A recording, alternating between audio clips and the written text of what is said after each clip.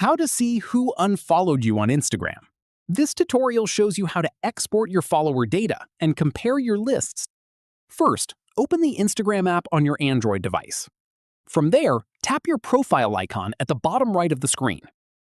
After that, tap the three lines at the top right of your profile page to open Settings. At this point, tap Account Center. From here, tap Your Information and Permissions. Following this, tap Export Your Information. After that, tap Create Export. From here, tap Export to Device.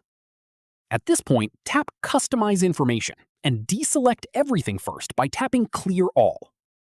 Following this, scroll down to the Connections section and select only Followers and Following.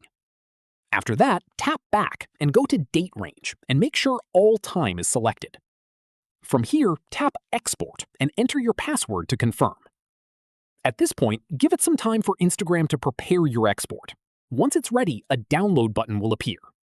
After that, tap Download, and it will open in your browser where you can save the file to your device. Following this, open the file with your file manager and extract it.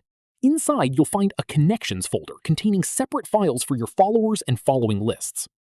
Finally, once you have both files extracted, you can compare them using a free online list comparison tool to see exactly which accounts you follow that don't follow you back.